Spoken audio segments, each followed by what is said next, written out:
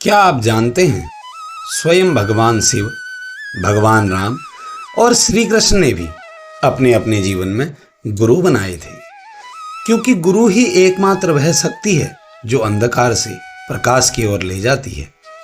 आज हम जानेंगे उस महापर्व की कथा जो ज्ञान, श्रद्धा और समर्पण का प्रतीक है। गुरु पूर्णिमा को संपूर्ण और शास्त्रीय कथा। आषाढ़ मास की पूर्णिमा तिथि को आने वाली यह गुरु पूर्णिमा केवल एक पर्व नहीं बल्कि भारतीय संस्कृति की आत्मा है। इस दिन को व्यास पूर्णिमा भी कहा जाता है, क्योंकि इसी दिन महर्षि वेद व्यास जी का प्रकाट्य हुआ था। वीडियो पर पहली बार आए हों तो लाइक अवश्य करें।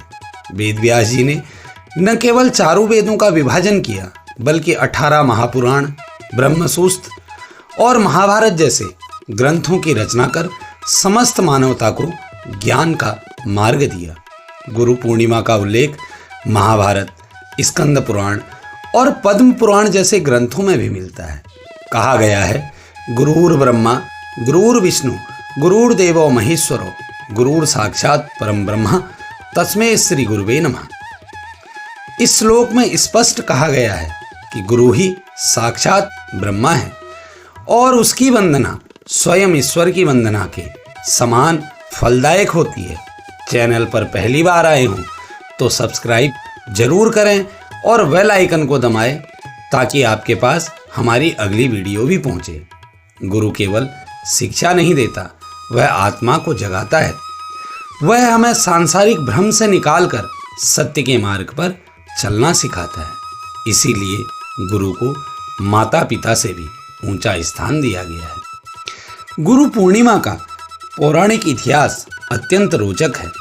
एक समय जब धर्म की स्थिति अत्यंत जटिल हो गई थी और वेदों का ज्ञान लोगों के बीच बिखर चुका था, तब भगवान विष्णु ने महर्षि पराशर और सत्यवती के पुत्र के रूप में वेद व्यास रूप में जन्म लिया। वेद व्यास ने वेदों को 4 भागों में विभाजित किया: ऋग्वेद, यजुर्वेद, सामवेद और अथर्ववेद। फिर उन्होंने महाभारत जैसी विशाल महाकाव्य की रचना की, जिसमें श्रीमद् भगवद गीता भी सम्मिलित है। उनकी कृपा से ही यह सारा ज्ञान एकत्र हुआ और इसी कारण उन्हें आदि गुरु की उपाधि मिली। इस दिन को भारत में केवल सनातन धर्म ही नहीं, बौद्ध धर्म, जैन परंपरा में भी अत्यंत सादर के साथ मनाया जाता है। भगवान बुद्ध ने अपने प्रथम 5 शिष्यों को इसी दिन उपदेश दिया था और जैन धर्म में भी आचार्य को गुरु रूप में इसी दिन विशेष सम्मान दिया जाता है। गुरु पूर्णिमा पर कई प्रकार की कथाएं प्रसिद्ध हैं। एक प्रसिद्ध कथा एकलव्य की है, जिसने दूर से द्रोणाचार्य को अपना गुरु मानकर अभ्यास किया और जब गुरु दक्षिणा मांगी गई तो अपना अंगूठा तक अर्पित कर दिया। ये उदाहरण दर्शाता है कि शिष्य यदि सच्चे भाव से समर्पित हो तो गुरु उसे आशीर्वाद स्वरूप अवश्य देता है, चाहे वह समीप हो या दूर। अब बात करते हैं 6 जुलाई 2025 की। इस दिन रविवार को आषाढ़ पूर्णिमा तिथि प्रातः से ही आरंभ हो जाएगी और रात 11:40 तक रहेगी। इस दौरान चंद्र पूजन, गुरु पूजन और व्रत अत्यंत फलदायी माने जाते हैं। इस तिथि पर किए गए दान, जप और पूजा का फल कई गुना होकर शिष्य के जीवन को धन्य बना देता है। अब जानिए इस दिन क्या करें और क्या न करें। शुद्ध व्रत विधि: प्रातः ब्रह्म मुहूर्त में उठकर स्नान करें, विशेषकर गंगा, यमुना, गोदावरी या किसी तीर्थ के जल से।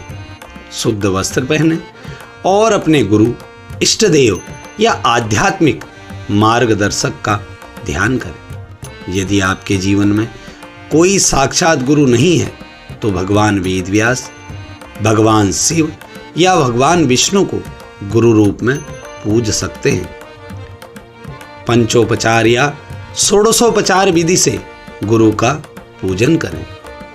फूल, चंदन, दीप, नैवेद्य और गंगा जल से गुरु मंत्र का 108 बार जप करें, जैसे ओम गुरुवे नमः या ओम नमो भगवते वासुदेवाय।